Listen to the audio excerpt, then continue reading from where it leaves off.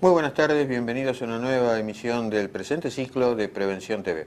El objetivo ya lo conocen, siempre es el mismo, siempre es tratar de educarse, de formarse un poco, por lo menos en lo básico de la salud, para que ustedes aprendan a cuidarse, para que ustedes no tengan dificultades en la medida de lo posible el día del mañana.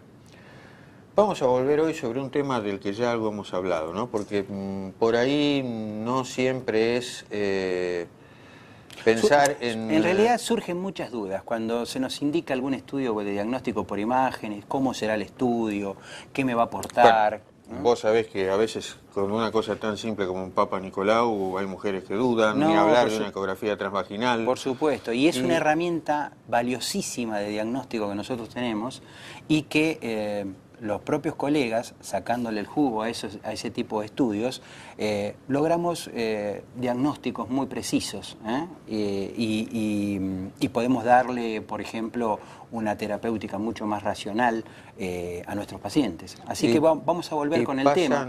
Pasan a veces incluso cosas cómicas, yo supongo que a vos te ha pasado, pero a mí me ha tocado más de una vez en consultorio aclarar que no iba a electrocutar a nadie haciendo un electrocardiograma. Sí. Sí. Hay gente que todavía piensa que puede haber corriente eléctrica en el medio. No trabajaríamos nada si eso ocurriría en el 1% de la persona nada más. Así que luego de un breve corte volvemos a estar con el doctor Oppel, quien nos va a seguir ilustrando sobre el tema de los beneficios, el porqué, las ventajas de los distintos métodos complementarios que hoy por hoy tenemos a disposición.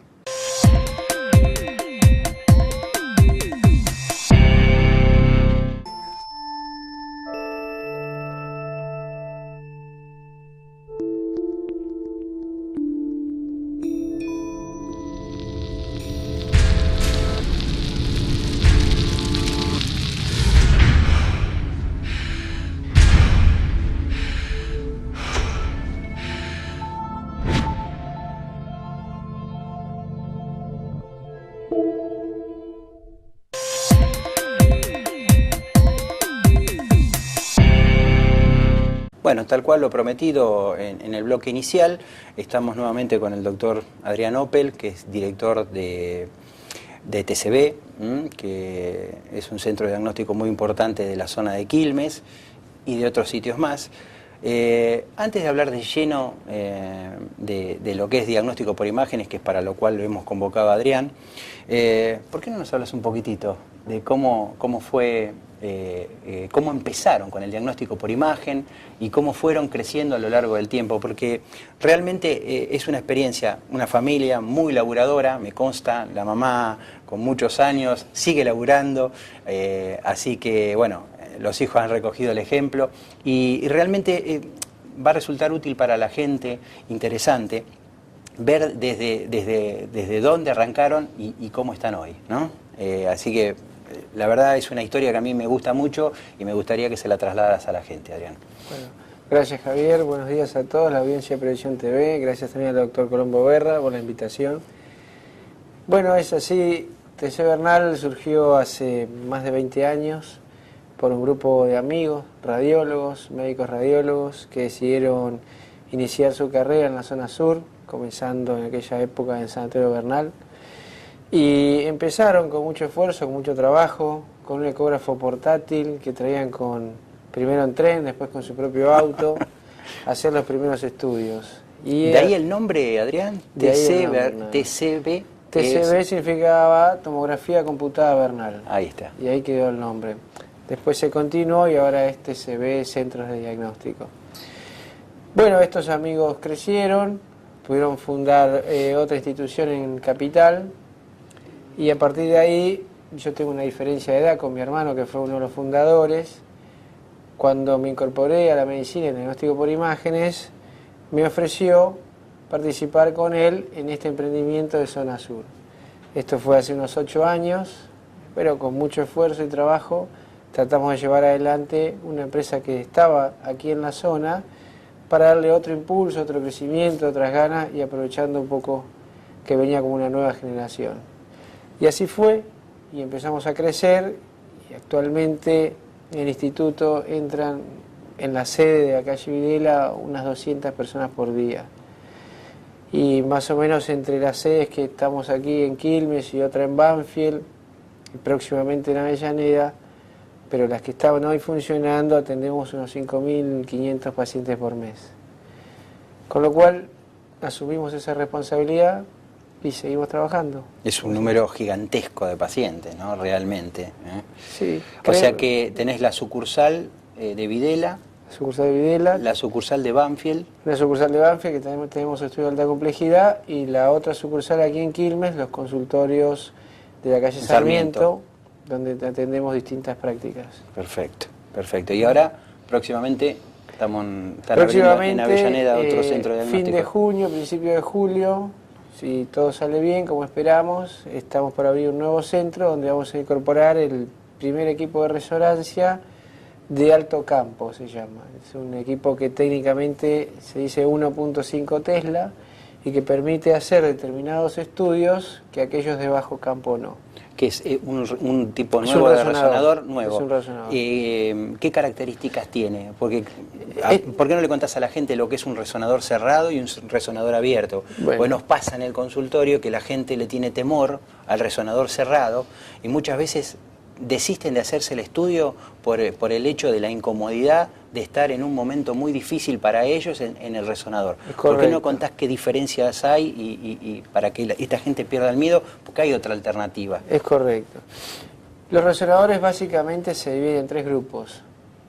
Vamos a nombrar los principales, o los que tenemos hoy funcionando. Uno es de imán permanente o abierto. Son aquellos en los cuales la disposición de la máquina son 4 patas y una camilla y abierta norte, sur, este y oeste. Esto permite que el paciente vea hacia los laterales, pueda tener un familiar al lado dándole la mano y además tenga una boca de entrada muy muy grande que nos permite hacer también aquellos pacientes que tienen elevado peso o estructura corporal muy grande. Es un estudio que se puede hacer hasta 150, 160 kilos. Esto actualmente está en la sede de Videla. El resonador que vamos a poner en Avellaneda es un resonador diferente, de otra tecnología, que es cerrado en este caso, el de 1.5 Tesla, pero acorta los tiempos de examen al 50% y a veces al 30% del resonador abierto.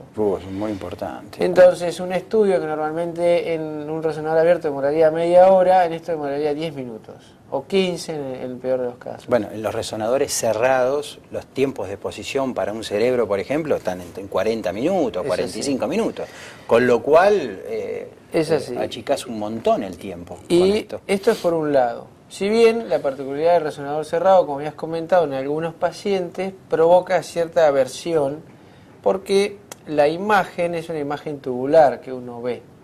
Lo que tratamos de hacer es un ambiente propicio, con iluminación adecuada, con un protector auricular, porque los resonadores hacen ruido y es todo lo que hacen, todo lo que siente el paciente es un ruido permanente como un motor, y con un intercomunicador con el operador. Entonces, de esa manera, el paciente, estando tranquilo dentro de esa máquina, puede hablar todo el tiempo con el operador, que en este caso es un técnico y un médico a cargo del equipo.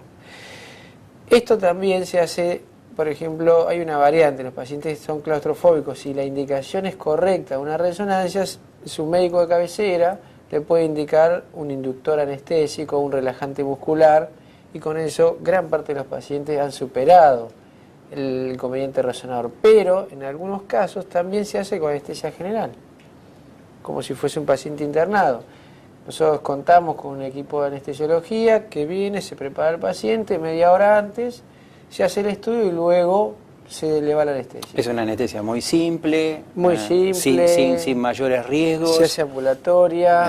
O sea, el paciente se despierta, ni bien termina el estudio. Perfecto. Y no le queda ninguna secuela de eso. Puede reintegrarse por ahí a la faz laboral. La actividad normal como todos los días. A partir de que sale del estudio. Y luego, una tercera variante que estamos incorporando ahora en un mes en la sede en Videla mismo, es otro resonador abierto que es realmente innovador en Argentina, debe ser el cuarto en el país, que es un resonador abierto muy pequeño, que tiene el tamaño de una mesa, con un orificio en el medio, que hace la función de bobina. Esto quiere decir que solamente con una máquina, que uno se puede imaginar como un escritorio grande, con un agujero en el medio, y una silla ergonómica en el cual el paciente puede entrar de pies o de cabeza. Quiere decir que el resonador hace estudios de pequeñas articulaciones: mano, muñeca, antebrazo, codo, o tobillo, pie, pierna y rodilla.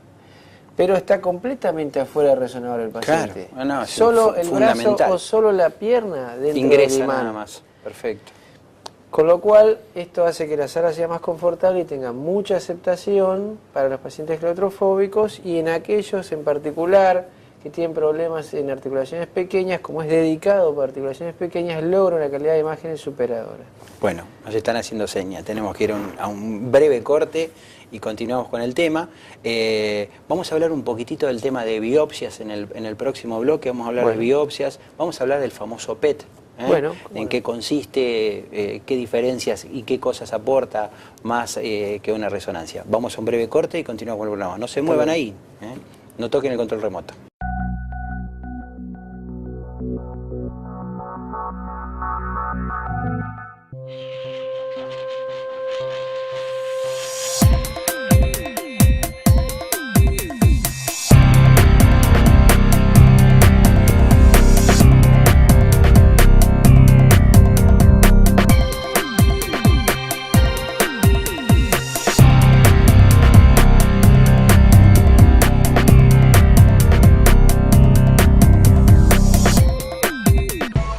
Desde que usted contrata una cobertura médica hasta que comienza a utilizarla, todas las empresas son iguales.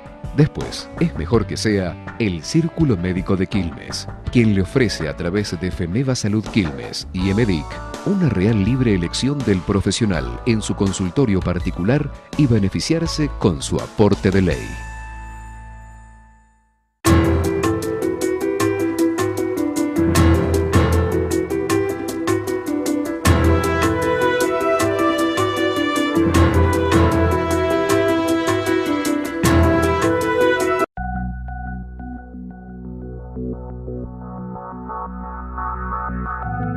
Continuamos con el doctor Adrián Oppel. Adrián, esta fuente de trabajo que fueron creando ustedes y estas distintas sedes en Banfield, la próxima en Avellaneda, la de Videla, es un montón de puestos de trabajo.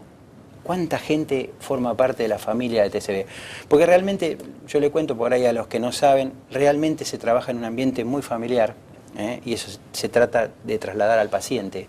Eso, siempre Adrián organiza para fin de año unas reuniones muy, muy lindas en las cuales se comparte fuera del ambiente laboral con toda la gente que forma parte de TCB. ¿Cuánta gente trabaja en la empresa? Mira, contando todas las sedes, inclusive nuestras oficinas comerciales que están actualmente en Capital, rondamos las 120 personas. Son 120 familias que nosotros asumimos como parte de nuestra familia y con la responsabilidad que eso significa, de conservar la fuente de trabajo, de promover cursos de estudios, de capacitaciones. Nosotros contamos y necesitamos de la gente que trabaja con nosotros y estamos eternamente agradecidos a la colaboración que hacen. Esto es permanente y una de las formas de evaluar esto es que tenemos algunas personas que trabajan con nosotros hace más de 15 años. Esto nos gusta entrenarlos, nos gusta que sigan participando, nos gusta que quieran crecer con nosotros. Hemos tenido, por ejemplo, en el ambiente de técnico, gente que solo se dedicaba a un método de diagnóstico. Y a partir de que pudimos crecer y brindar otros métodos a la población, fomentamos que nuestros técnicos se perfeccionen. Claro. Y hoy realmente ellos han crecido como personas y pueden aportar trabajo sobre distintos métodos. La verdad que es tremendamente importante, ¿no? Y mantener esa cantidad de fuente de trabajo y en permanente crecimiento, es decir, porque estas nuevas sedes que se abren también implican nuevos puestos de trabajo. Así que bueno, hablanos un poquitito del tema de biopsias en diagnóstico por imágenes, guiadas a través de diagnóstico por imágenes. ¿Cómo es eso? Bien. Las biopsias nacieron a partir de una necesidad de la población médica y de la población enferma como una alternativa interpuesta entre el diagnóstico clínico y la cirugía. Se origina esto como un método mínimamente invasivo, así es el nombre en los congresos que se da al respecto, en la cual es una práctica ambulatoria que se puede utilizar diferentes métodos, ecografía, tomografía y en algunos casos muy puntuales resonancia magnética. Antes se hacía todo por radiología. Ahora, con estos nuevos métodos más rápidos, menos inocuos, se busca llegar en profundidad, por ejemplo, a una determinada lesión que tiene el paciente y tomar una pequeña muestra con una aguja larga y dirigida por este método. Tenemos certeza de que estamos en la lesión y con este material se manda a analizar. Esto no descarta la posibilidad de que el paciente pueda recibir ni su tratamiento médico ni su tratamiento quirúrgico, pero adelanta muchos pasos con respecto a saber qué nombre y apellido tiene una enfermedad y cómo tratarla a partir de eso. Este es un método que me gusta a mí en particular. Yo me dedico a intervencionismo en casi toda mi experiencia y nos gusta colaborar un poco más allá que el diagnóstico, sino ya participando en el tratamiento de pacientes. Bárbaro.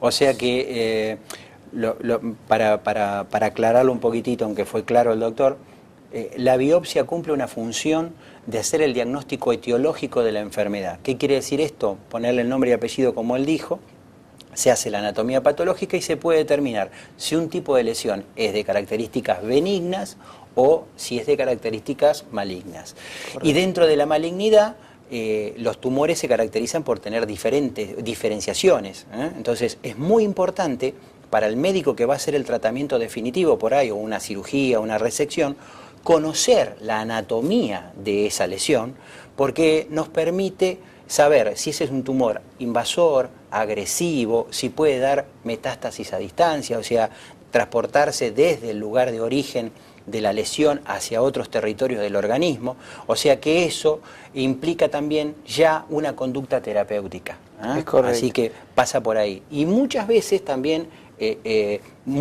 puede ser terapéutico también, sí, el diagnóstico por imágenes. Hay algunos casos que la punción, por ejemplo, si un paciente tiene una infección y eso se acumula en una especie de bolsa que nosotros técnicamente llamamos absceso. Perfecto.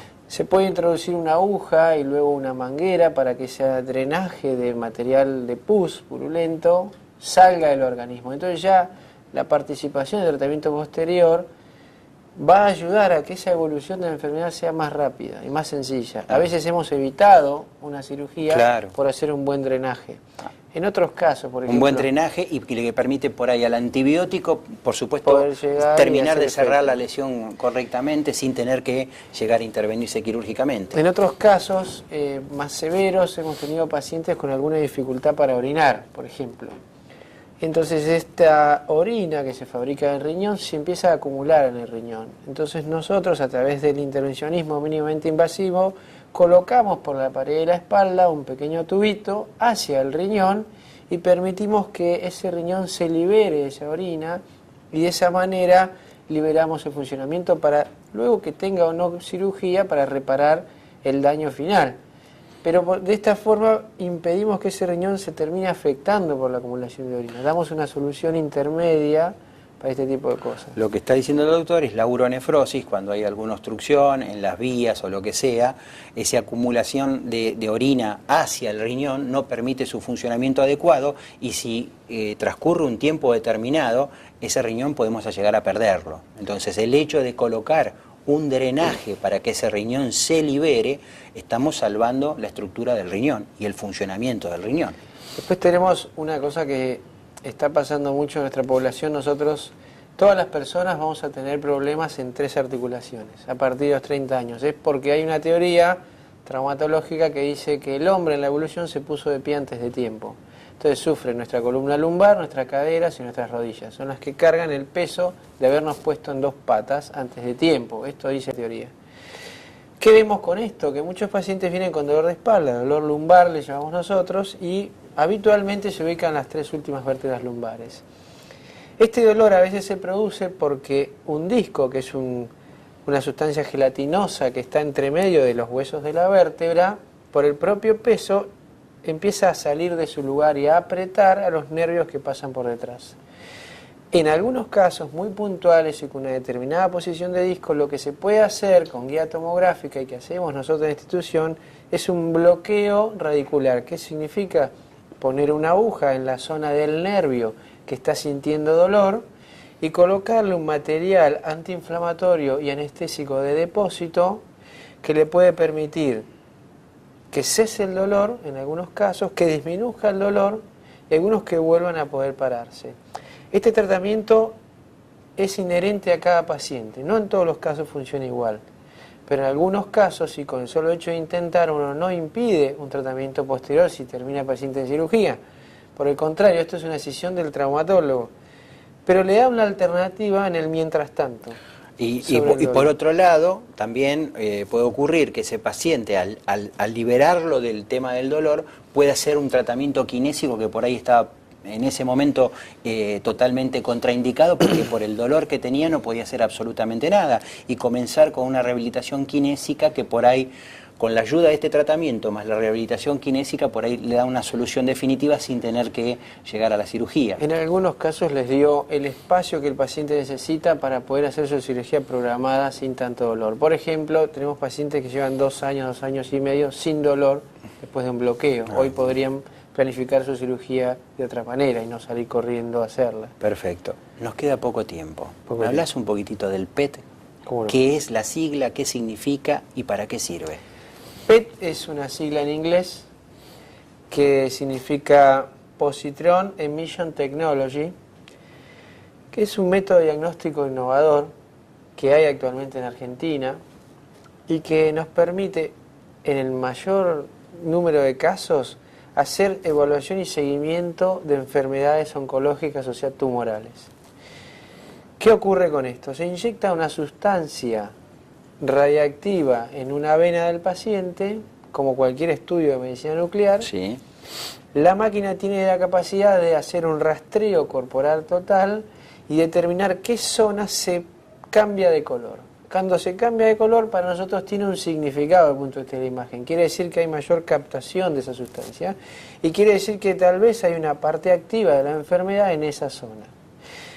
Esto además se ha agregado una variante. Actualmente existe lo que se llama el PET-CT, que significa PET más un tomógrafo, y a veces están separados y se hace fusión de imágenes y a veces están conjuntos en la misma máquina en los mejores lugares.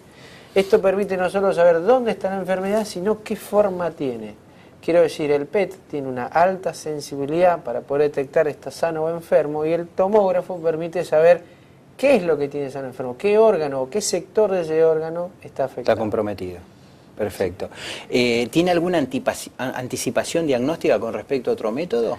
Sí, es hoy de los mejores en predicción de diseminación de enfermedad, sobre todo en lo que nosotros llamamos detección de ganglio centinela, que quiere decir que cuando uno hace un tratamiento sobre un tumor, sea que lo estirpe o sea quimioterapia o radioterapia, debe hacer un barrido corporal total para ver si no hay algunas células que se han fugado y buscan las estaciones primarias de diseminación que son nuestros ganglios del propio cuerpo.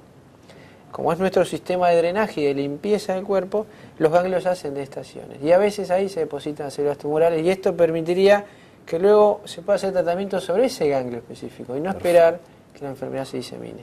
Clarísimo. Bueno, Adrián, gracias por tu tiempo. Cualquier duda que surja, cualquier cosa, bueno, está en nuestra página de Facebook, el doctor con mucho gusto, nosotros le trasladaremos las inquietudes que ustedes tengan. TCB funciona en la calle Videla 130, si tienen alguna duda en lo personal pueden ir a acercarse a Videla y ahí les van a sacar todas las dudas que ustedes tengan respecto a un estudio de diagnóstico. Muchísimas gracias y bueno, vamos a un breve corte y cerramos el programa.